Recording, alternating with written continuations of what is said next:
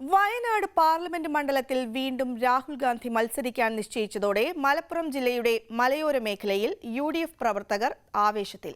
വണ്ടൂരിൽ രാഹുൽ ഗാന്ധിക്കായി പ്രകടനങ്ങളും പോസ്റ്റർ പതിക്കലും തുടങ്ങി. വണ്ടൂർ നിയോജക മണ്ഡലത്തിൽ രാഹുലിനു വേണ്ടി ആദ്യ കൺവെൻഷൻ സംഘടിപ്പിച്ചത് മുസ്ലിം ലീഗാണ്. ഇടതു സ്ഥാനാർത്ഥി ആനി രാജ തന്റെ പര്യടനത്തിന്റെ ആദ്യഘട്ടം പൂർത്തിയാക്കിയപ്പോഴാണ് രാഹുൽ ഗാന്ധിയുടെ സ്ഥാനാർത്ഥിത്വ പ്രഖ്യാപനം. രാഹുൽ ഗാന്ധി തന്നെ മത്സരിക്കുന്നു എന്ന പ്രഖ്യാപനം വന്നതോടെ പ്രവർത്തകർ ആവേശത്തിലായി.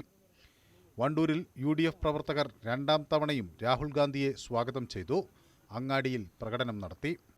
രാഹുൽ ഗാന്ധിയുടെ വരവ് യൂത്ത് കോൺഗ്രസ് പ്രവർത്തകരും ആഘോഷമാക്കി. ജില്ലാ പഞ്ചായത്ത് അംഗം KT അജ്മലിന്റെ നേതൃത്വത്തിൽ കഴിഞ്ഞ ദിവസം രാത്രി അങ്ങാടിയിൽ രാഹുൽ ഗാന്ധിക്ക് വേണ്ടി വോട്ട് ചോദിച്ചുകൊണ്ടുള്ള പോസ്റ്ററുകൾ പതിച്ചു.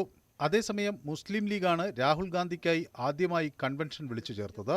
കഴിഞ്ഞ ദിവസം തിരുവാലിയിലാണ് മുസ്ലിം ലീഗ് രാഹുൽ ഗാന്ധിയെ വിജയിപ്പിക്കുന്നതിനായി കൺവെൻഷൻ വിളിച്ചു ചേർത്തത്. ഇത്തവണയും രാഹുൽ ഗാന്ധിയുടെ ഭൂരിപക്ഷം പരമാവധി വർദ്ധിപ്പിക്കാനുള്ള പ്രവർത്തനങ്ങൾ തന്നെയാകും UDF നടത്തുക.